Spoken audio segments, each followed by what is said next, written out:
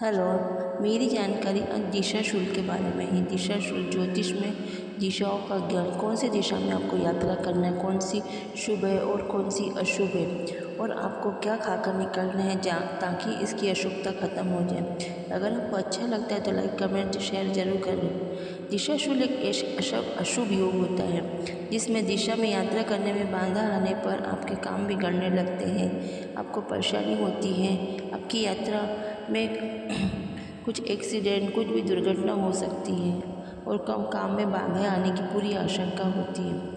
इसीलिए ज्योतिष में इस बात की सलाह दी जाती है कि घर से यात्रा के निकलने पहले दिशा शुल्क अवश्य देख लें कि आप कौन सी दिशा आपके लिए शुभ है और कौन सी अशुभ है। सप्ताह में के अलग अलग दिनों में अलग अलग दिशाओं का शुल्क बताए गए हैं। किस दिशा में कौन सी दिशा शुभ माना जाता है। अगर आप सोमवार या और शनिवार को पूर्व दिशा में दिशा शुल्क माना जाता है, इन्हें आपको इन दिनों में यात्रा करने से बचना है। और सोमवार शनिवार को पूर्व दिशा में आपको भूल कर भी यात्रा नहीं करनी है।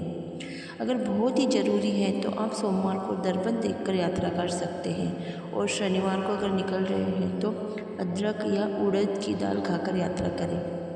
अगर मंगलवार और बुधवार की हम बात करें तो इस दिन उत्तर दिशा में दिशाशील होता है, इस दिशा में यात्रा न करें। मंगलवार को उत्तर पश्चिम कोण में दिशाशूल माना जाता है। अगर आप मंगलवार को उत्तर दिशा में आपको जाना जरूरी है तो आप घर से थोड़ा गुड़ खाकर निकलें, और बुधवार को अगर आप निकल रहे हैं तो आप उस दिन तिल या धनिया खाकर घर से निकलें। बुधवार और शनिवार को उत्तर पूर्व कोण में दिशाशूल माना जाता है, और गुरुवार को दक्षिण दिशा में दिशाशूल माना जाता है। इसलिए गुरुवार की दक्षिण दिशा में तरफ जाने से बचें। अगर जाना जरूरी है तो घर से दही खाकर निकलें। और शुक्रवार और रविवार को पश्चिम दिशा दक्षिण पश्चिम कोण में दिशाशूल माना जाता है।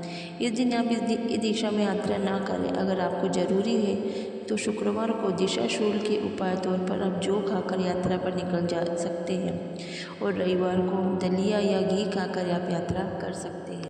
अगर आपको दिशाशूल का ज्ञान नहीं है और आपको यात्रा करना अति आवश्यक है तो आपातकालीन दिशाशूल यात्रा करनी पड़ रही है तो आप देवताओं और पितरों का आशीर्वाद लेकर यात्रा की जा सकती है। इससे भी आप अपने दोषों से, दिशाशूल के दोषों से बच जा सकते हैं।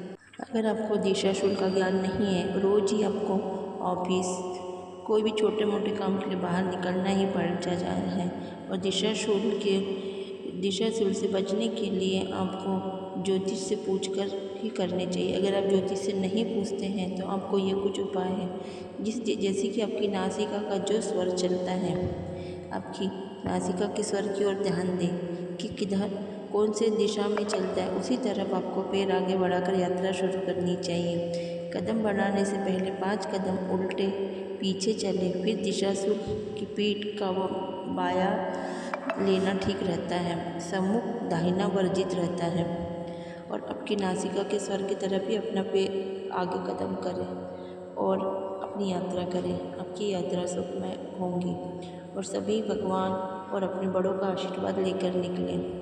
सभी को नमस्कार करें अपने इष्ट को, तो आपकी यात्रा सुखमय होंगी।